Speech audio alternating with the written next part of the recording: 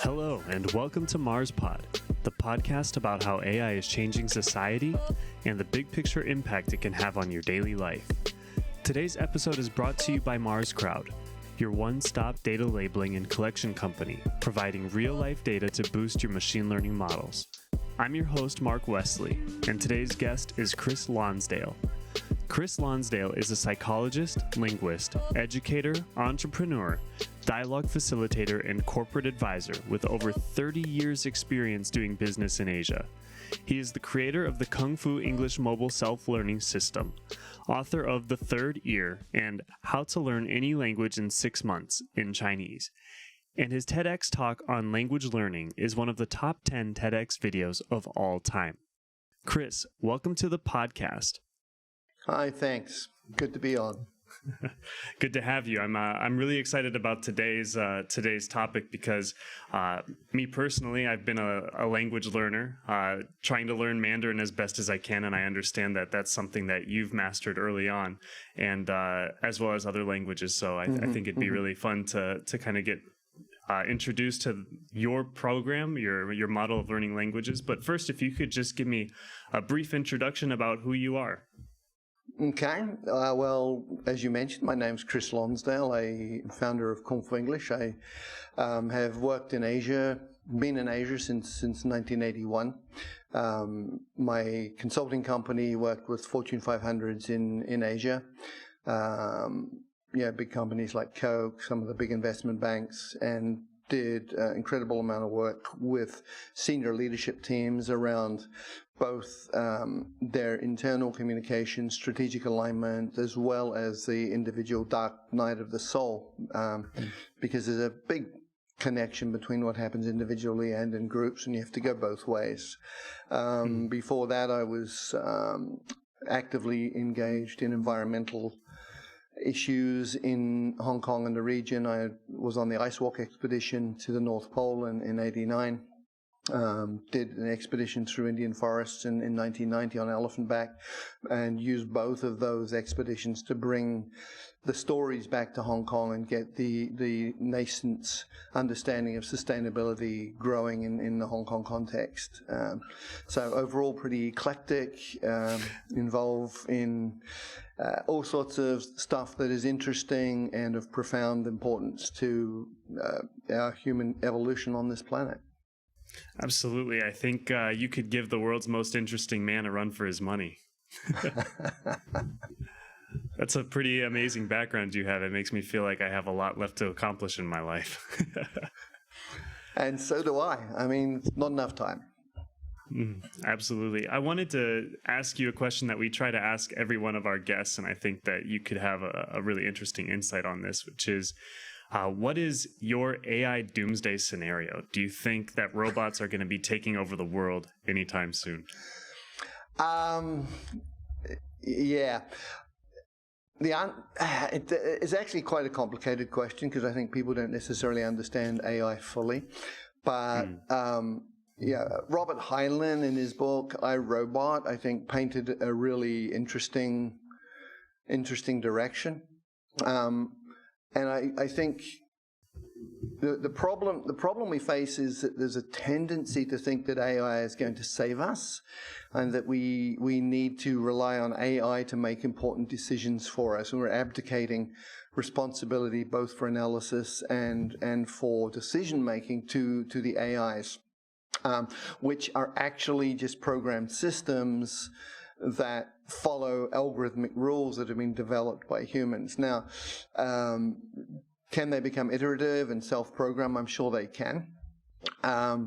Whether or not that implies that they're going to take over the world, I think is a moot point. I think the greater dangers of AI are people using AI-enabled systems to make decisions for everybody else, which is pretty scary. And the other side of AI, I think we have to be aware of, because I think most people think of AI as these big systems, but you've actually got very small AI systems. So you have insects, mechanical insects that are programmed with very simple algorithms related to motion sensing and sensing their environment, and they can move around almost exactly the same as a cockroach or some other insect.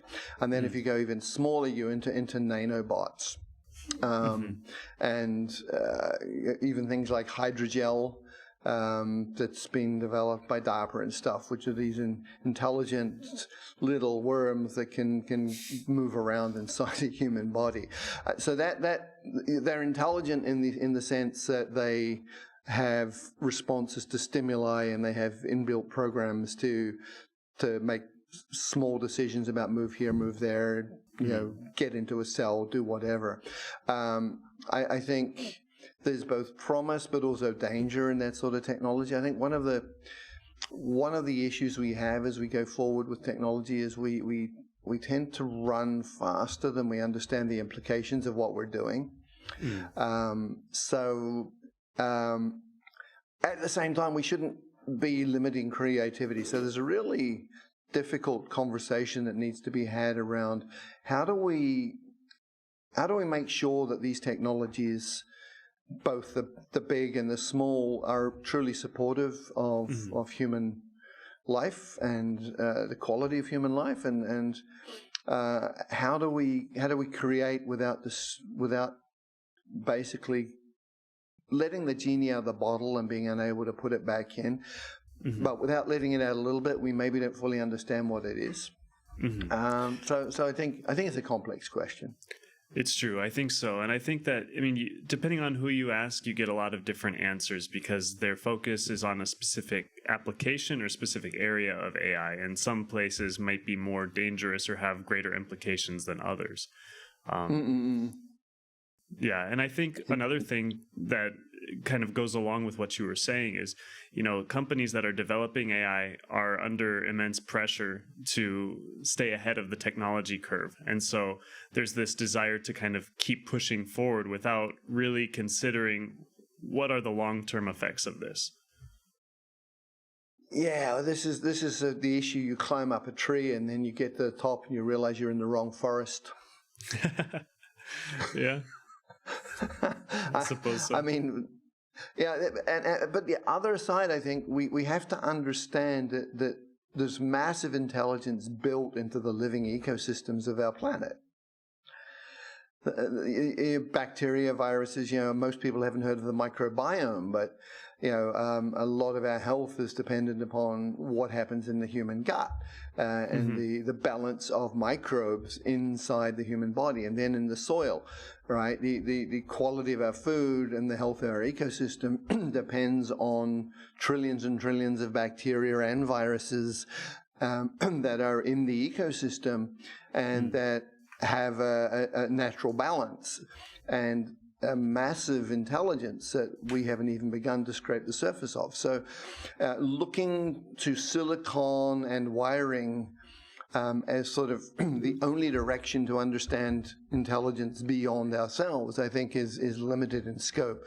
And we really need to understand that the ecosystem that we live in has this massive intelligence. Our own bodies have this massive intelligence. And we would be well advised to quieten down and begin to pay attention to knowledge and information that comes from that direction as well. I love digital technology. It has made a whole lot of things so much easier and faster and more efficient at the same time. Divorcing ourselves and disconnecting ourselves from this massive genius place that we live in, I think is a massive mistake. I think so, yeah. You don't want to go all in one area because you may completely miss the beauty of the rest of what's around you. I wanted to kind of go into kind of your background. I know that you're a language expert and developed a really amazing language learning model, but where did it all start? Like, what were you studying in university? Okay. When I went to university in New Zealand and I studied psychology, and it just so happened that the university I was at had a really broad swathe. So, a lot of universities you go to maybe that have behaviorist psychology, or another university would be cognitive. The one I went to had everything. So there was cognitive, perceptual, biological, social psychology, mathematical psychology, across the board. Clinical even was there. So I ended up covering off all of those as part of my degree. And one of the courses I did was psycholinguistics, and at that time Piaget was sort of in force, and Piaget's view was after a certain age people lose the ability to learn language.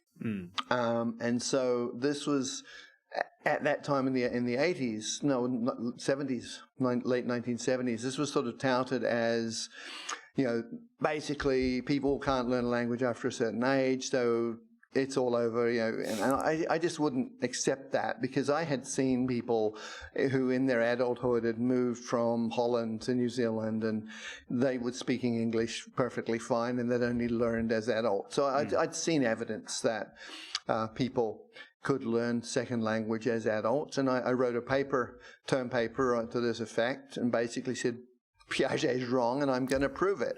And that was the essence of the paper, with some anecdotal stuff, and I got an A for it. So that was sort of the beginning. And then I went to China, and I didn't speak any Mandarin, but I went with the intention, first of all, to be fluent up to native level, and to apply everything I'd learned about memory, attention, those sort of things to the learning process. So it was sort of a nascent structure of how to do this. It's like, you do repetition, you use multi-sensory input. There's a bunch of things that were already sort of coming out in the research. So I went and determined to use those sort of things. But then during my language learning process, I was very lucky to stumble on a whole bunch of other principles that I've since codified into the system that I've developed. Would you say that you kind of had an interest in language learning before even going to China? Like, had you messed around with like a few other languages before that? At school, I did French, and I was in the bottom third of the class, and French was really, really boring, and it just didn't hit it with me at all. But then there was this student exchange thing came up, so there was an opportunity to billet a student from Tahiti, because basically a whole bunch of students from Tahiti went to New Zealand and they needed billets. So I ended up with this Tahitian French kid in my house for 2 months, and he was lazy and he didn't really want to learn English. So we ended up talking French. And then subsequently, later that year, the end of that year, I got to go to Tahiti for 6 weeks and spend that 6 weeks with him. So that period of 2 months with him in my place and me 6 weeks at his place, my French got to the level that for the last 2 years of high school, I didn't need to do a bit of work. And I got second place in a national competition for French. Wow. Just on the basis of that. So I was really clear from that personal experience that classroom-based language learning in the traditional mode teaches one thing. It teaches people they can't learn a language. In most cases. There are exceptions. And if you go into a context where you need to survive and you need to interact with people and it's relevant to you, then you're going to learn very, very quickly. That was my experience. I hadn't teased everything out from that, but that was my initial experience that, hey, this is not difficult. We all can do this. We just need to have the right conditions. Absolutely. I mean, I can definitely relate to that scenario because when I was in school in the United States, I took 1 year of Mandarin. I got decent grades in the class, but I ended up moving to China right after that and realized very quickly that what I learned in that textbook was not sufficient for my everyday life. But that first year, I kept trying to use like traditional methods of learning the language, like having textbooks and things like that. And my reading comprehension would increase greatly. But then when it would come to applying that to conversations, I would feel really lost. And it wasn't until my second year when I was like, you know what, I'm just going to try to have conversations with people and not worry so much about the textbooks and just see how it goes. And that's where it really picked up.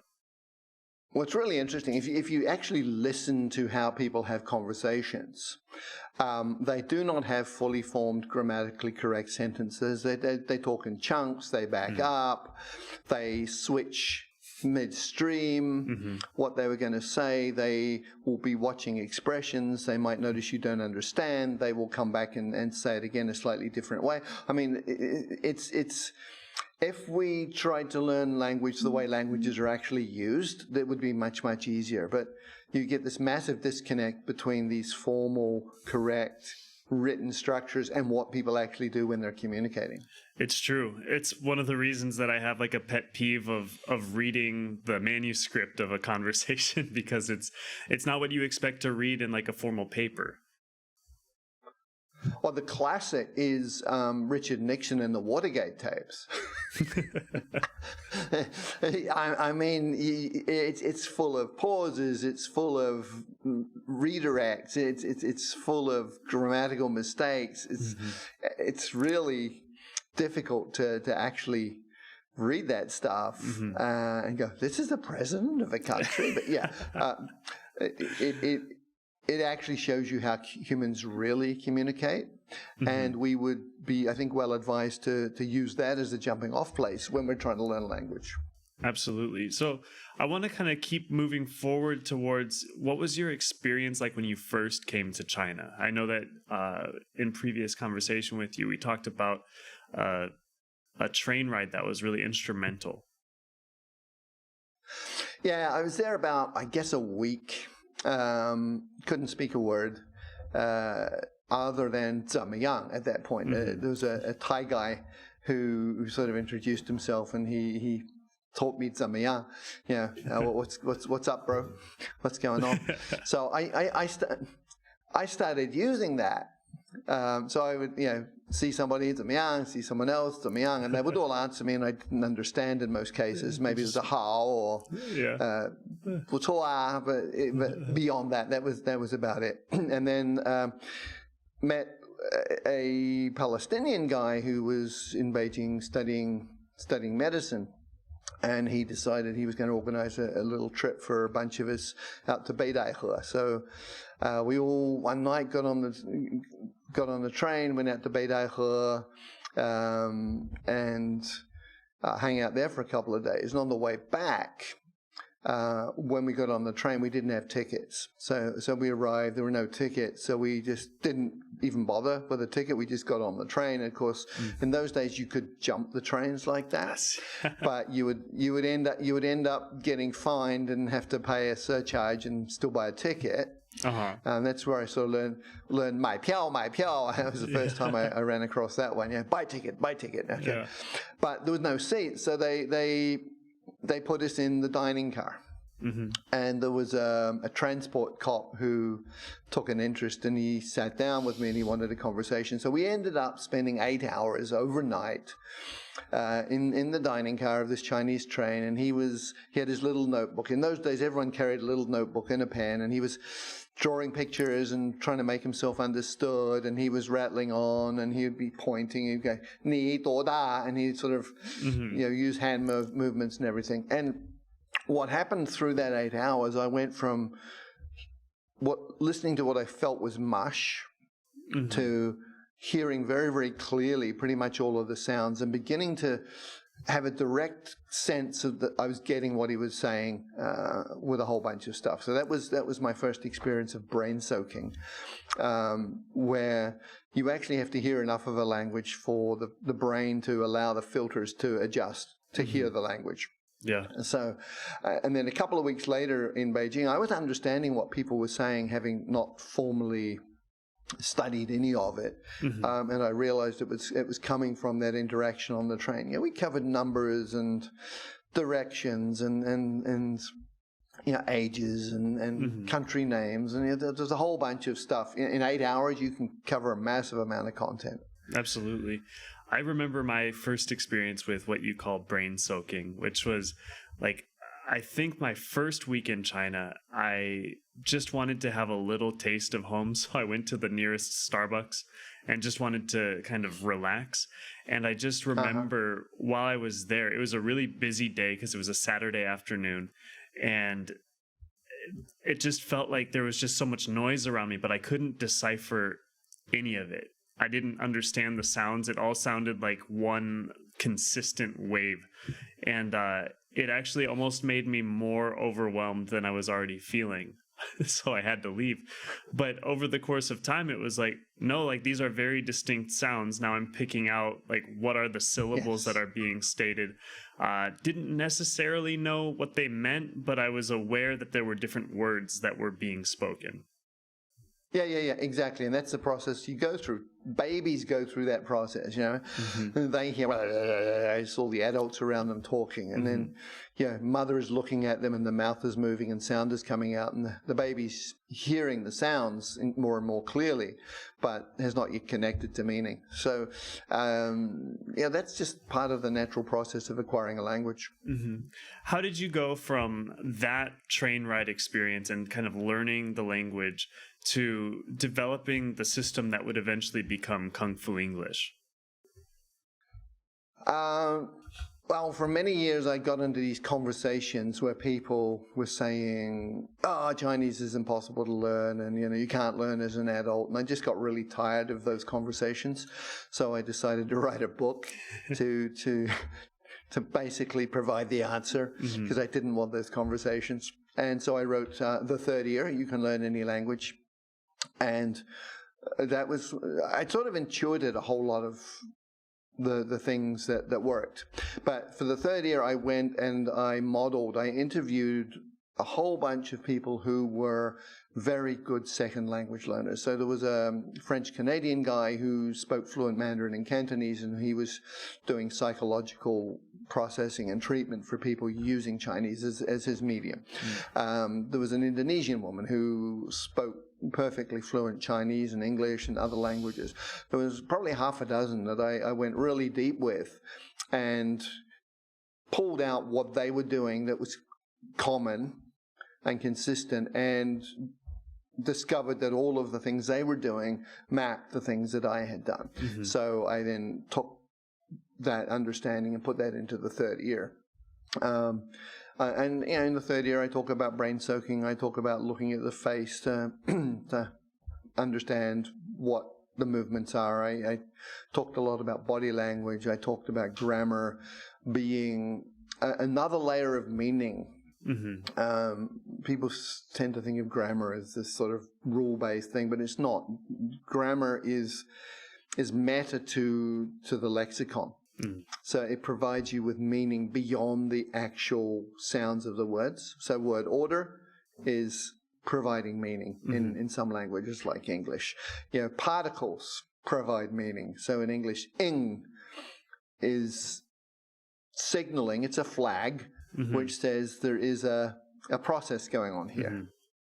Id is another flag which is signaling process over. Yeah. Exactly. Right? And once you understand that these things actual flags that signal meaning, you don't need to worry too much about it, because you're focused on the meaning, not focused on trying to rote learn structures. Exactly. I think so. I mean, I think that it makes a lot of sense that, I guess, books would focus on the grammar aspect, but conversation, you're really just trying to find meaning and relay that meaning to somebody else. Yeah, well, it's really interesting. Books focusing on the grammar aspect is probably because when people started writing about language, the only tool they had was pen and paper.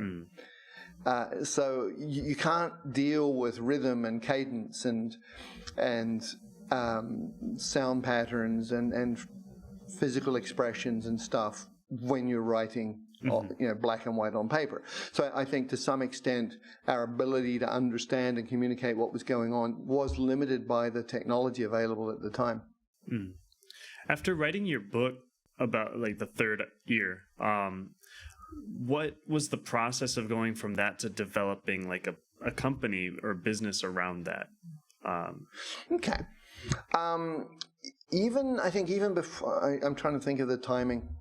I think even before I'd written the third year, as part of my work consulting for businesses around Asia, I done a lot of research on super learning, accelerated learning, and I had built processes that used multi-sensory games, simulations, and a whole lot of other stuff that really helped people learn very, very quickly. So we could do a 2-day workshop related to business processes, marketing, company direction that would be very, very immersive and experiential.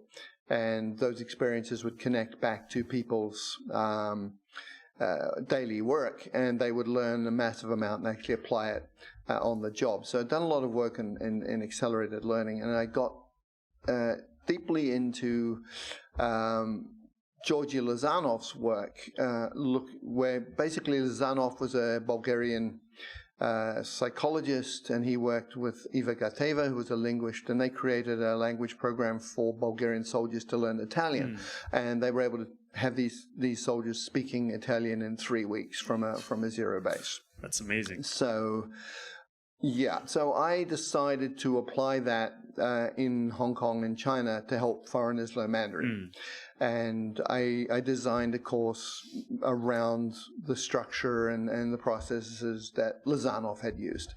So I did one in Hong Kong, and we had people who went from zero to being able to communicate basically in a couple of weeks. I did it again in China, and basically people with absolutely no Chinese. Within 2 weeks, they're out and about buying stuff, making their way around the city, basically able to deal with daily life in Chinese.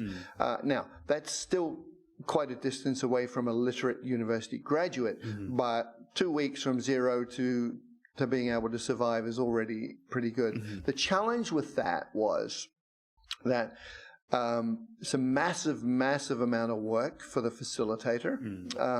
The amount of material you need to prepare, the props, the music, there's just so much that has to be prepared. And most people don't have 2 weeks to spend. Plus, to say to someone, you can learn a language in 2 weeks sounds like Go Pi Yao, right? It sounds just impossible. So that was why I then went on to write the third year. And from that, my partner, who I'd met sometime after, basically pushed me to look at how do we take these ideas and turn them into a product. So we began with some products for Hong Kong. We did something called Rhythmic Mandarin and Rhythmic Cantonese, where we used music, we chunked the language lexically, used music that had a lot of strong rhythm, so you would literally end up with the lyrics, which is the language vocab and the phrases in your head, like a song that you can't get out of your head. And we put that on the shelves in Hong Kong. We were the #1 language product in Hong Kong within a couple of weeks, and we sat there for as long as the discs were available. But around that time, the bookstores started to shrink because everything was moving to digital. But yeah, I met somebody at a cocktail, and he was from England, and we're having a chat, and he said, I've been here a while, I speak Cantonese. Oh, that's really great. How did you learn it? He said, this really great product with Rhythmic Cantonese. And we chatted for about 5 minutes. He said, let's exchange business cards. So I gave him my business card, and he goes, you're Chris Lonsdale. You did Rhythmic Cantonese. Yep, that's me. It's a good thing he said some positive things about it. He's like, I tried this product. It just didn't work for me.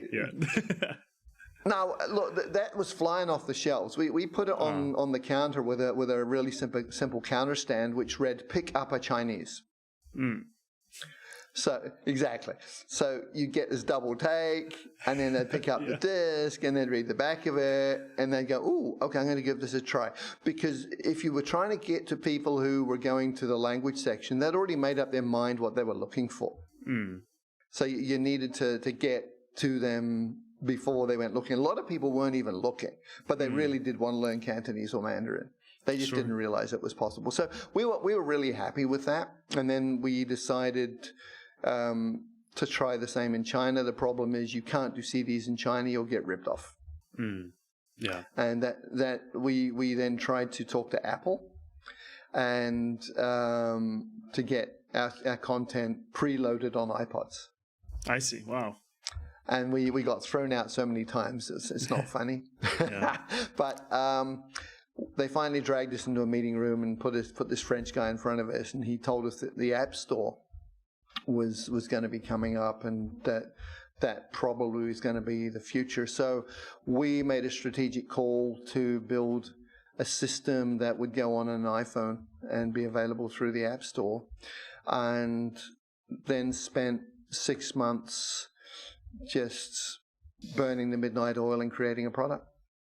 I'd say that you made a good bet to to go digital and be in the App Store from the early stages.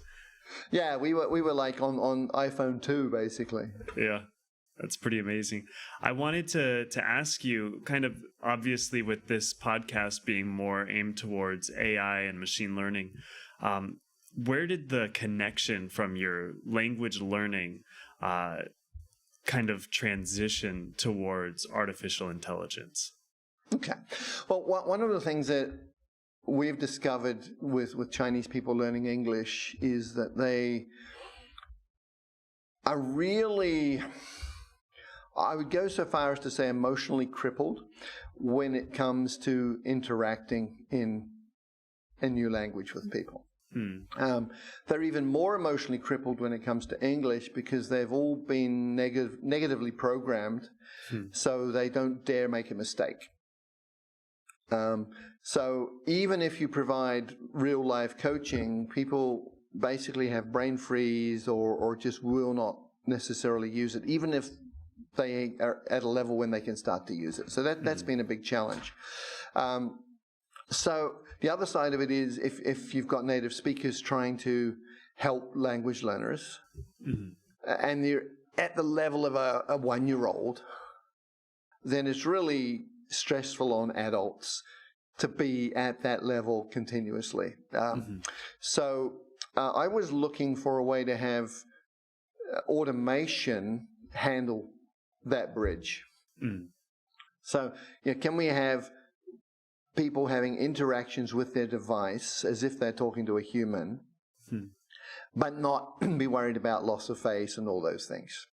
And so I started digging, started looking at how would we code this, and it became really clear that it's impossible to do in the traditional way because the possible iterations are just, there are tens of thousands of possible ways it could go.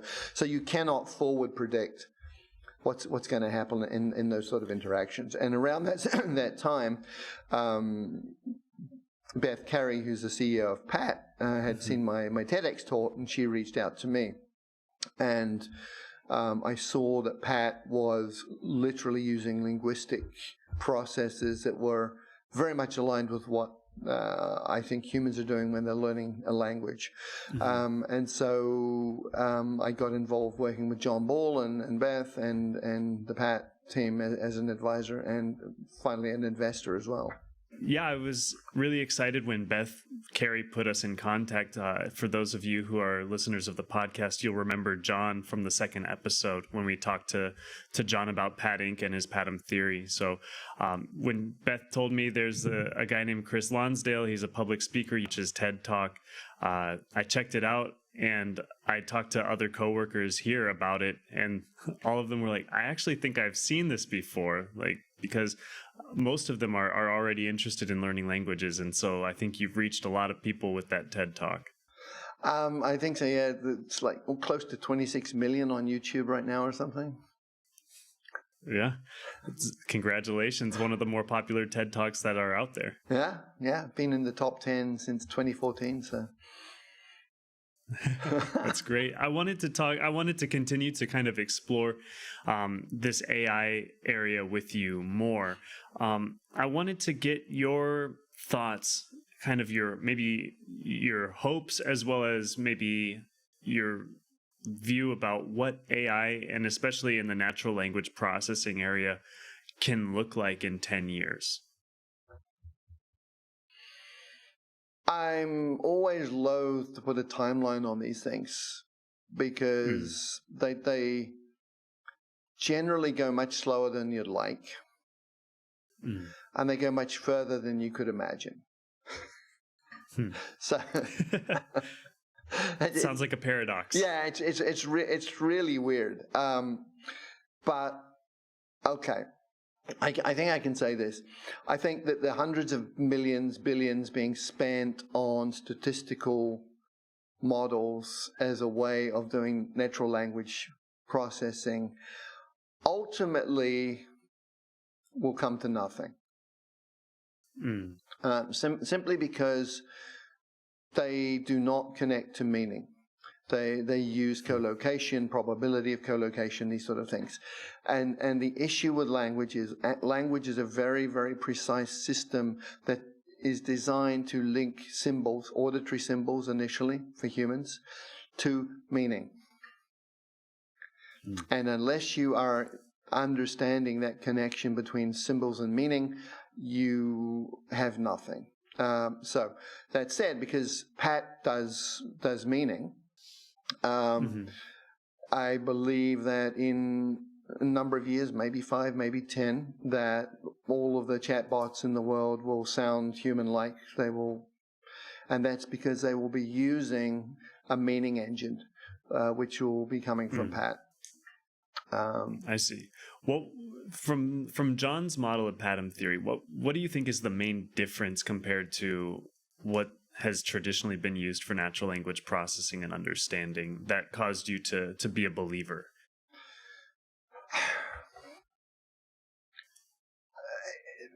When I sat down with John and we spent many days going through what he was doing with Pat, it was very clear that he was teaching machines language in the same way that humans learn language. And there were a lot of specifics to that. One that struck me was in the way he was doing, parsing is the wrong word because it has the wrong connotations, but he was going through the strings and chunking them. And that was exactly the same process that I use to help people understand how to chunk language when they're hearing it. So if you hear something like the tall boy in the red shirt with bare feet threw a rock into the stormy pond with blue water. And people struggle with that. But the core of that is the boy threw the rock into the pond. And exactly. And then you have different things describing the different aspects. Exactly. And I call it bracketing. So as a learner, you have to learn to bracket these chunks to make sense of them. But really you have in role and reference grammar, which is one of the core approaches that John uses in Pat, you have an undergoer, you have basically one party that moves something, you have another party that is a recipient of that movement, you have a causative action. And so language is a labeling system for cause, effect, and relationships, plus simply naming objects and movements and stuff. So any system that's going to actually work as a language processing system needs to be able to go from sounds or from written symbols, i.e. words, to understanding what the intended meaning is. And in order to do that, you need to understand roles and relationships and causal effects in the physical world. And the PAT system does that. Everything else doesn't do it. Basically, historically, and John can talk to this much better than I can, but historically, when they were using linguistics models, they were using parts of speech a la Chomsky. And you can't actually do that because you have the same sound which can be in one sentence and appears 3 times and it's in different parts of speech. So when you're using a parts of speech model, you create an infinite explosion of possibilities. But if you're using a meaning approach, you go down to, okay, so what are the possible meanings for this word? And it could be 10.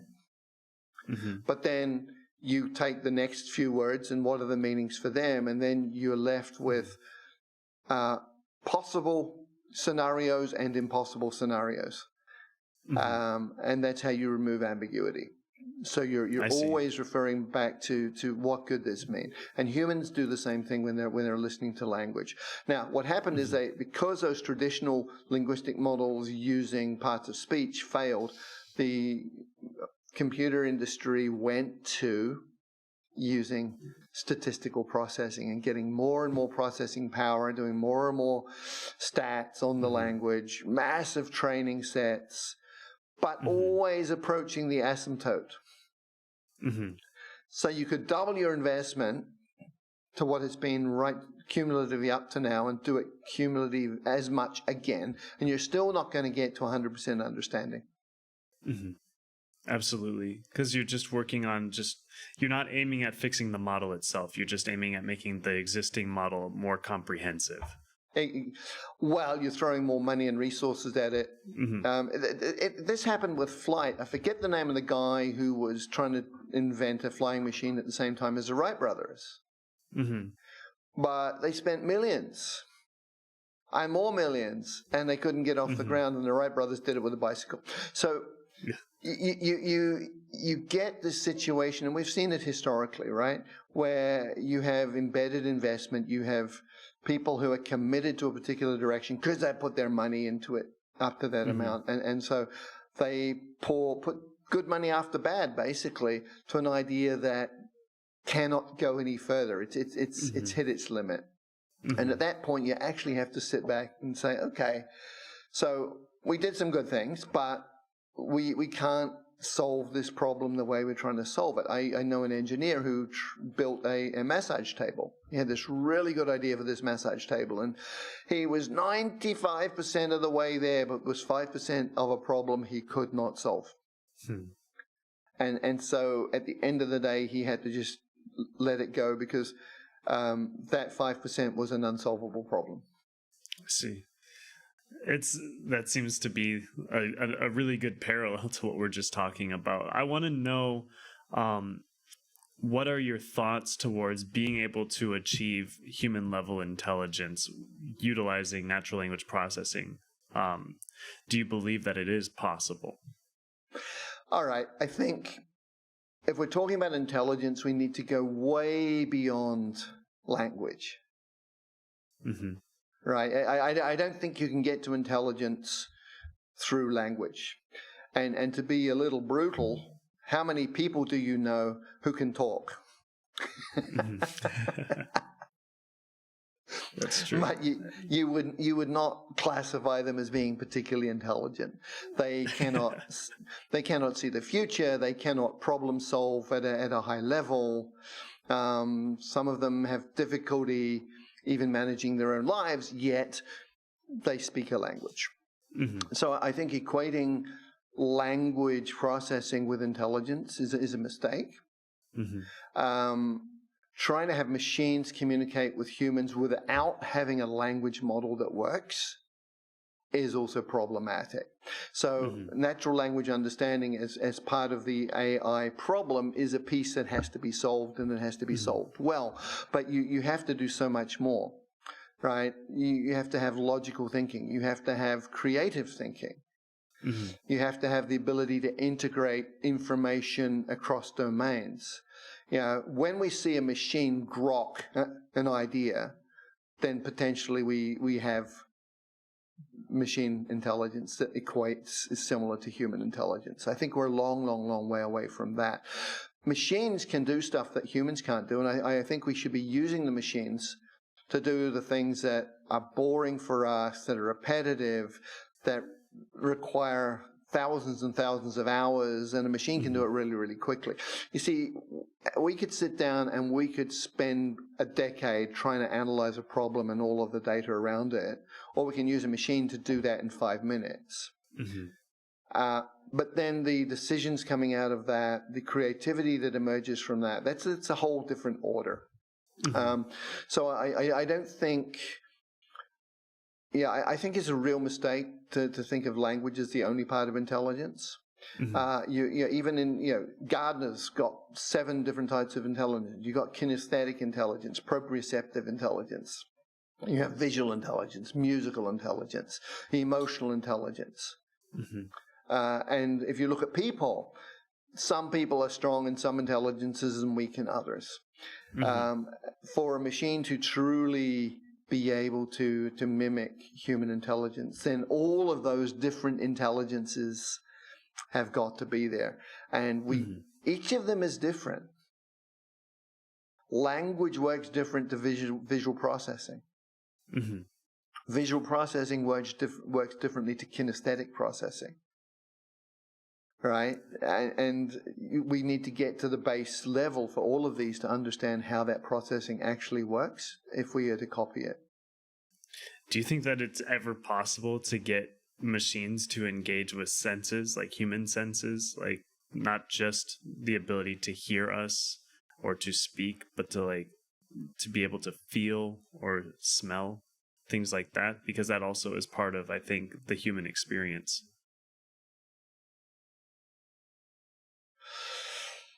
The answer is probably yes, but in order to do that, we will probably have to create artificial neurons, sensory apparatus at the skin level, in internal proprioceptive stuff. You've maybe seen that video of the dancing robots doing the twist, right? So you've got at least balancing mechanisms, and that will allow a robot to dance the twist. Whether or not the robot is perceiving that in the way that people perceive their positioning in space is a moot point. So I think theoretically, yeah, we can do all of that. But it's not going to be, again, it's not going to be done just extending what we've already done. I think new technologies will have to be involved. And going beyond that, of course, for instance, the people, right? We have three brains. We have our head brain, we have our heart brain. Our heart, in fact, is a massive electromagnetic generator that creates a toroidal field around us. And then we have our belly brain. There's actually an incredible amount of neuronal tissue inside the belly, which thinks. So when we have a gut feeling, literally, it's our belly brain which is saying, hang on a minute, you need to be paying attention to this information. So, for instance, if we're going to have a robot, I'm using a robot because it can move potentially and look like a human, we would need to probably have the heart brain and the belly brain as well as the head brain, which sort of brings us back to the three laws of robotics from Heinlein, where he in iRobot, he built the robot which actually had a heart as well as a head brain. So I think that's part of the challenge. I see. What is your hope for the future of AI? Like, what is your ideal vision? Okay. Well, one thing I didn't mention just now was spirit and a sense of spiritual connection.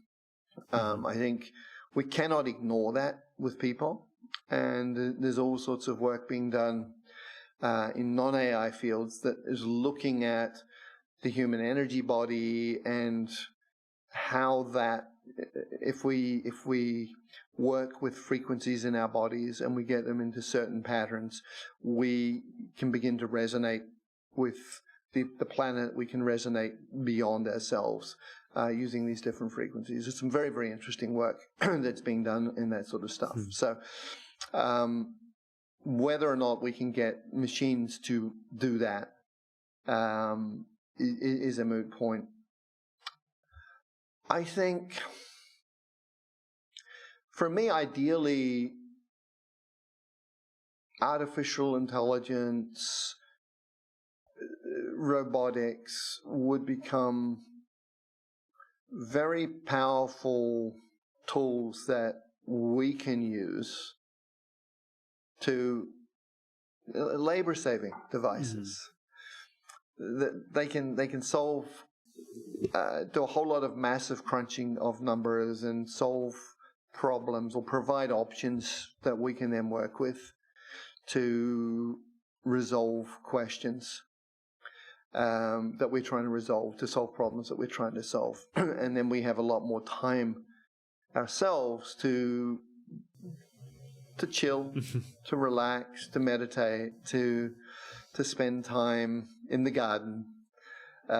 We may want to have machines do the gardening for us, but we may want to do the gardening. My wife had never gardened before, and she started to do a little garden, and she was doing it with her gloves on. And I said, take the gloves off. And she took the gloves off and put her hand into the dirt. And it was a completely different experience for her. Right? The ability of the hands to feel the life in the soil, it just was fundamentally new. It's something she'd never thought was possible. She'd never experienced it before, and it made a profound impact. So we need to, again, like I said right at the beginning, we need to understand the majesty of this planet that we live on, and be able to connect directly with those life systems through our own neurology without it being intermediated by digital technology. Yeah. And at the same time, that digital technology can help us perceive things that potentially we cannot perceive through our own senses, or it can provide a different perspective, because there are people, for instance, doing work on vision. So you may or may not have seen the videos of people playing tennis blindfolded, and kids drawing and manipulating objects in space while fully blindfolded. And they've actually connected with an alternate visual system that is related to certain frequency modulations in the brain. Wow. So we have within us these potentials.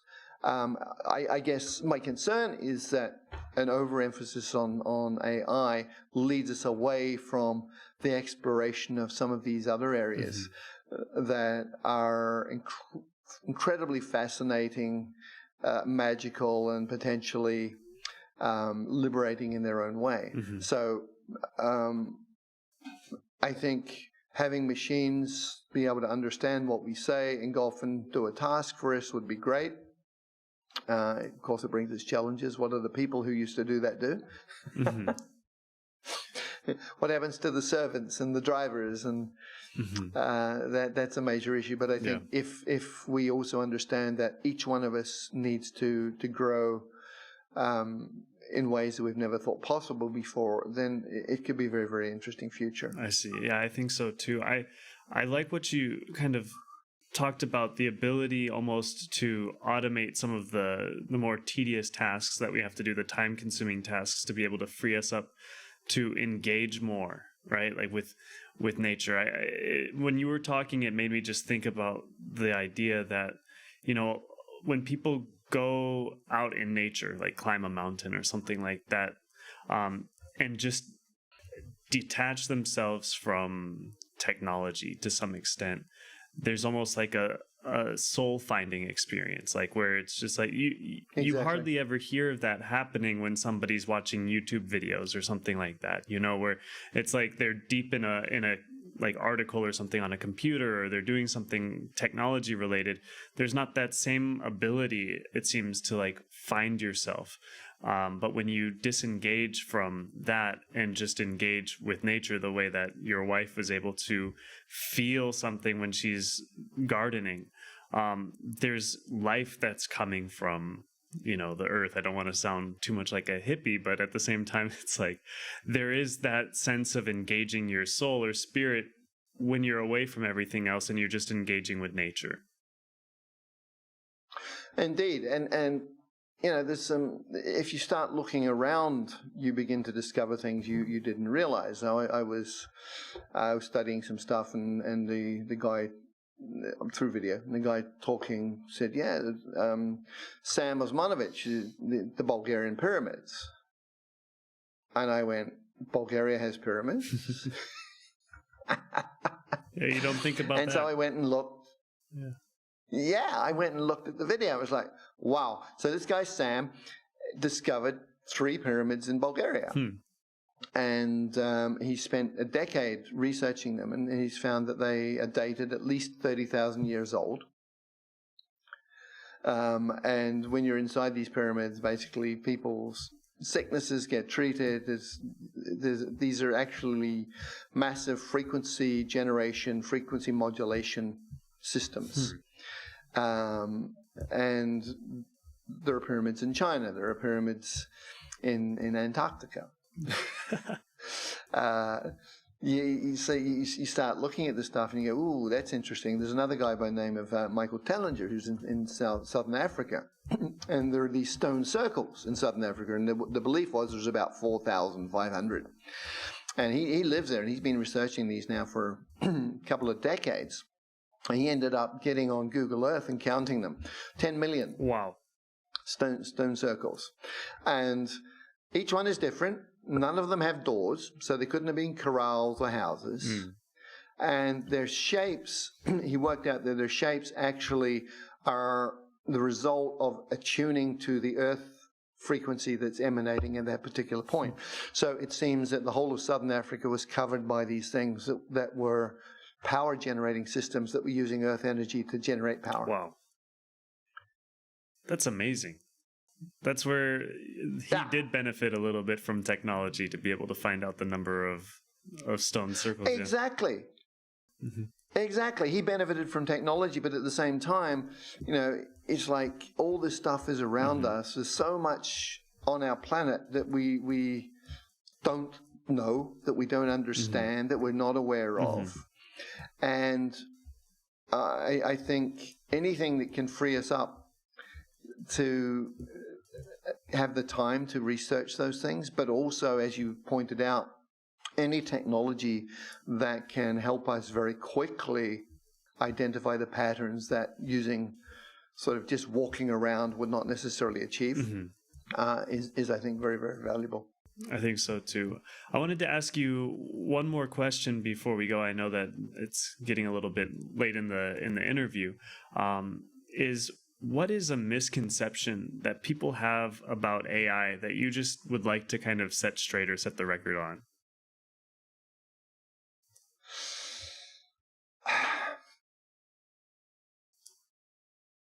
Okay. I think the big misconception is that it's an either or. Either you're going to have a HAL 9000 or you have nothing. Not understanding that intelligence is multi-components. It's not one thing, right? Just moving your finger up to touch your nose requires all sorts of processing to be able to do well, right? Have you ever thought about finding and spitting out a fishbone? What that I've had to do that a few times, but I've not thought about what it takes. Exactly. So to be able to get a machine to do that's a very, very complex task, right? If you look at the Japanese bowmen, where they're able to hit the center of a target without even looking down the arrow, right? What does that take? If you look at these extreme sports now, where people get on a push bike and they can go up off a ramp into space, flip the bike 3 times, land on it, not fall over. What does that take? What is interesting on that, all of these extreme sports came out of computer simulations. So what was happening was kids were playing these games on computer with bikes and all sorts of stuff that were built using real physics. And they discovered that they could do these tricks on the computer. And then they went, hang on a minute, can I do this for real? So then they went out, got a physical bike and tried these tricks physically. So that's an example, for instance, of where the simulation capacity of digital technology helps. But I think the big mistake is to think that instantly, if something is showing intelligence, but it's just a bug crawling around responding to stimuli, people go, oh, that's not intelligent. It's only the HAL 9000 that can speak every language on the planet and has instant access to all information. They only think of that as intelligence. And so that has to change, because intelligence is so multifaceted. It is made up of so many different components that we're not going to get to the HAL 9000 until we understand all of those different components and put them into play. And where do we look for those components? We look in ourselves. We look at what we can do. The example just now of the fishbone is one, right? But we have another one. Your eye is incredibly intelligent. It focuses automatically. It blinks if there's something coming in that's going to damage your eye. And it's not even conscious. So we've got multiple levels of unconscious things going on in our system that keeps us healthy, happy, safe, and in balance. And all of those contribute to what you might say is the greater intelligence of what and who we are. And all of those things need to be understood and built into systems, digital systems, before we can come anywhere near saying we have artificial intelligence. We have components of intelligence. We have programmable, sensory-based activities that machines can do, but I think we're still a long, long way away from intelligence itself. I guess a warning, a thought, is simply that technology can provide multiple benefits. It doesn't matter what the technology is. Artificial intelligence is one. At the same time, it never solves everything. And I think one of the big mistakes we tend to make is we hand off to external parties, machines, things that we should probably know how to do. People used to be able to compute lots in their head, and they can't compute anything in their head anymore. And those are all valuable skills. So I think to the extent that we develop and use new technologies, we should also bear in mind that we ourselves are incredibly rich and multifaceted beings, and part of being happy, healthy, and satisfied in life comes through applying the capabilities and skills that we have. Otherwise, we atrophy, and we feel less and less satisfied, and we don't know why. It's because we've outsourced a lot of who we are to other systems. So I think that's something we need to be very cautious about. At the same time, there's so much we can do using various technologies so that we can widen our scope in life and extend ourselves more broadly into the universe and experience so much more. So it's the question, I think, is more of an artistic one. Is how do we maintain that balance?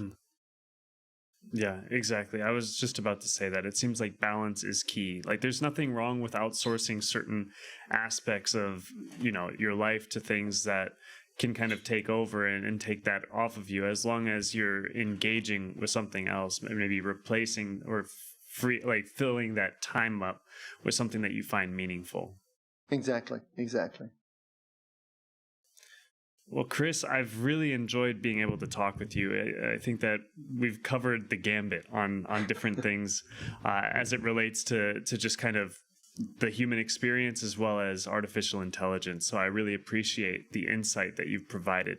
I wanted to ask you, for people interested in kind of learning more from you and learning more about you, where would you direct them? How could they kind of learn more? Okay. If they read Chinese, they could go to our kungfuenglish.com website. I guess my TEDx talk, how to learn language in 6 months, is probably a good place to get the overview of the language approach. My book, The Third Year, You Can Learn Any Language, is available via Amazon. I'm on LinkedIn if people want to reach out. I check it occasionally. I guess those are good starting points. Okay, no problem. And we'd be happy to put the links to those resources in the description. So I'd love for people to explore more. I think that you have talked about a lot of really great approaches to language learning and things like that. So I think that I would highly recommend people follow up with that. That's great, and thank you. All right. Take care, Chris. You too. You have a good day. All right, you too. Bye-bye. That concludes today's episode. We want to thank you for listening all the way to the end. This episode was brought to you by MarsCrowd, your one-stop data labeling and collection service provider. For more info, feel free to click the website link in the description.